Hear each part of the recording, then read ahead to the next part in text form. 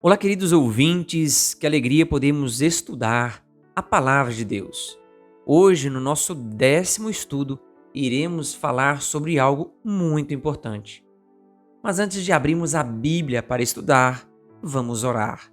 Soberano Deus e eterno Pai, louvado e exaltado seja o teu nome.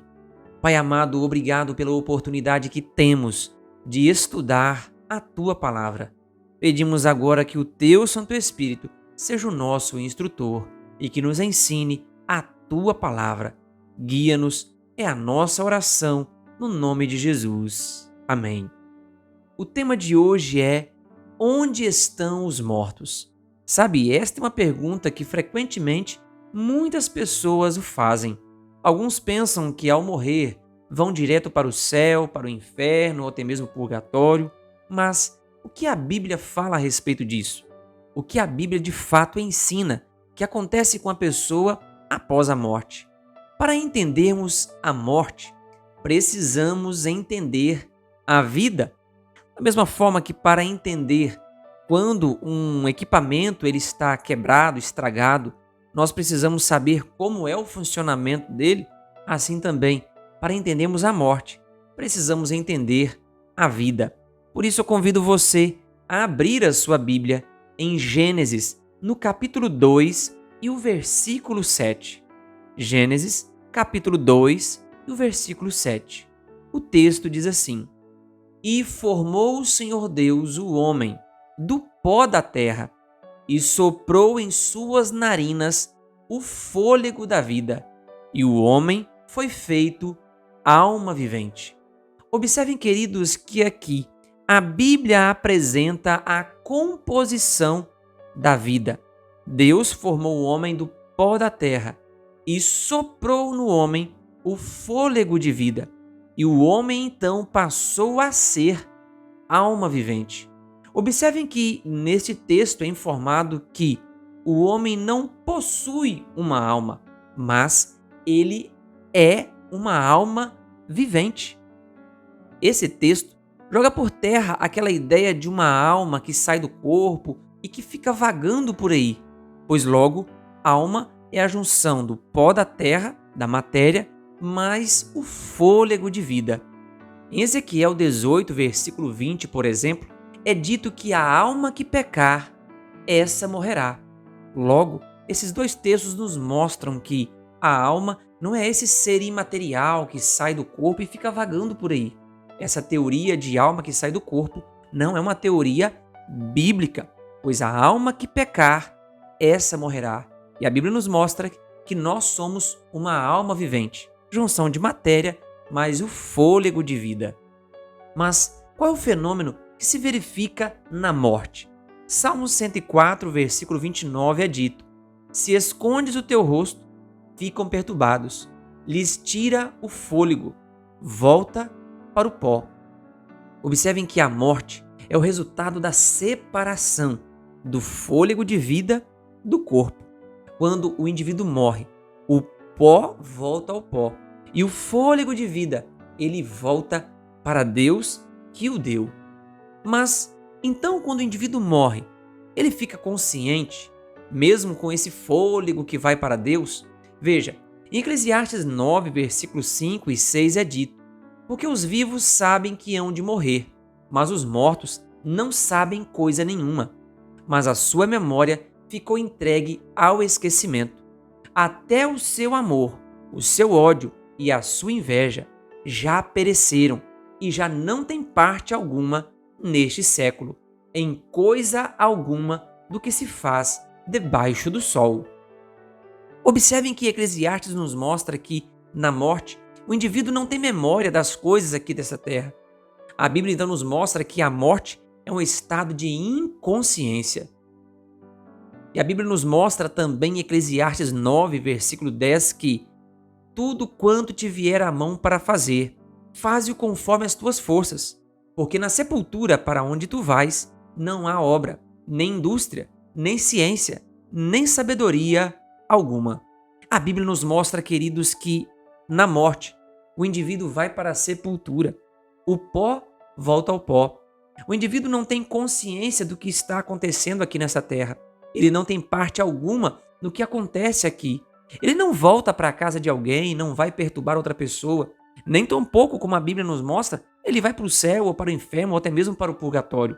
A morte é um estado de inconsciência. Inclusive, quando Jesus esteve aqui, quando ele foi ressuscitar o seu amigo Lázaro, ao falar da morte de Lázaro, ele disse que Lázaro havia adormecido. E também a Bíblia apresenta várias vezes a morte como um sono, um estado de inconsciência, onde o indivíduo não tem parte alguma no que acontece aqui na Terra. Mas, querido ouvinte, pare e pense. A morte como um sono, como um estado de inconsciência, apresentado pela palavra de Deus, é algo muito confortante. Imagine você, se uma mãe que tem ali seus 5 filhos, ela viesse a falecer, mas ela ficasse consciente. Ela pudesse ver as pessoas ali ao redor do seu caixão, chorando, desesperados, e ela não pudesse fazer nada. A morte, por mais que essa pessoa tivesse sido uma pessoa boa, até mesmo uma pessoa cristã, ela seria algo desesperador, ao ver seus queridos sofrendo e não poder fazer nada. Logo, quando a Bíblia apresenta que aquele que morre, que desce à sepultura, ele não tem parte no que acontece aqui na terra, ele não tem consciência do que aqui acontece, nos conforta ao saber que essas pessoas não estão sofrendo, nem estão vendo o sofrimento de seus queridos aqui. Mas a Bíblia nos apresenta algo muito importante. Lá em Apocalipse 2, versículo 11, é dito: quem tem ouvidos ouça o que o Espírito diz às igrejas. O vencedor, de modo algum, sofrerá o dano da segunda morte. Apocalipse 21, 8 diz: quanto, porém, aos covardes, aos incrédulos, aos abomináveis, aos mentirosos, aos impuros, aos feiticeiros, aos idólatras e a todos os mentirosos, a parte que lhes cabe será o lago que arde com fogo e enxofre, a saber, a segunda morte. Observem que os ímpios, além de sofrer aqui a morte natural, eles irão sofrer a segunda morte, que a Bíblia nos apresenta como, de fato, a morte eterna. E lá no Evangelho de João, no capítulo 5, versículo 28 a 29, é dito: não vos maravilheis disto, porque vem a hora em que os que estão nos sepulcros ouvirão a sua voz, e os que fizeram o bem sairão para a ressurreição da vida, e os que fizeram o mal para a ressurreição da condenação. Observem que esse texto complementa o outro, porque aqui diz que haverá 2 ressurreições. Haverá a ressurreição do ímpio para a condenação. Essa condenação descrita em Apocalipse como a segunda morte. Os ímpios irão ressuscitar, mas irão ressuscitar para o juízo condenatório. Irão ressuscitar para receber o castigo que seus pecados acarretaram.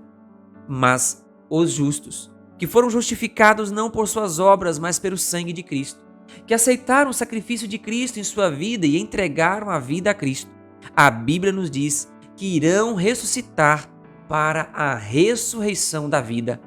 Todavia, quando é que essa ressurreição irá acontecer? Lá em 1 Tessalonicenses, capítulo 4, versículo 16 e 17, é dito: porquanto o Senhor mesmo, dada a sua palavra de ordem, ouvida a voz do arcanjo e ressoada a trombeta de Deus, descerá dos céus, e os mortos em Cristo ressuscitarão primeiro. Depois nós, os vivos, os que ficarmos, seremos arrebatados juntamente com eles, entre nuvens, para o encontro do Senhor nos ares, e assim estaremos para sempre com o Senhor. Amados ouvintes, que mensagem maravilhosa! A palavra de Deus nos conforta, nos mostrando qual é o real estado dos mortos. Aqueles que descem à sepultura não estão sofrendo, nem vendo o sofrimento das pessoas que aqui estão, mas haverá um momento onde os salvos irão ressuscitar para a vida eterna. Sabe aquele querido seu que morreu crendo no Senhor Jesus, que amava a Cristo e entregou a vida a Jesus? Ele vai ressuscitar na ressurreição da vida, quando Jesus voltar. Todavia, aqueles que recusaram aceitar a Cristo, aqueles que entregaram a sua vida ao pecado e mesmo em face da morte não se arrependeram, eles irão ressuscitar, a ressurreição da condenação. Mais uma vez, a Bíblia nos coloca dois caminhos: vida ou morte.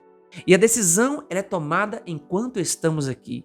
Hoje é o dia de tomarmos a decisão de aceitarmos a vida, de entregarmos a nossa vida nas mãos de Deus.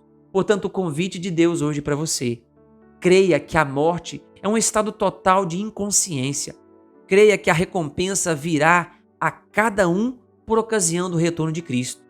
E tome hoje a decisão de se preparar para o glorioso momento quando Jesus voltar. É esse seu desejo? Eu convido você a orar comigo. Querido Deus e Pai, muito obrigado porque a Tua palavra nos mostra da grande esperança que temos de Jesus voltar. E quando Jesus voltar, Ele irá ressuscitar aqueles que morreram crendo no Senhor. Nos ajude agora, Senhor, a entendermos esta mensagem para a nossa vida e confiarmos no Teu amor e Tua bondade.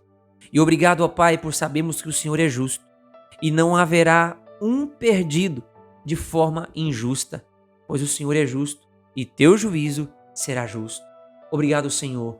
Toma nossa vida em Tuas mãos. Nos ajude a crer sempre na Tua palavra e não em tradições humanas. Nós oramos no nome de Jesus. Amém. Querido ouvinte, que Deus lhe abençoe. Se você ainda não é inscrito no canal O Bom da Bíblia no YouTube, se inscreva e ative o sininho das notificações.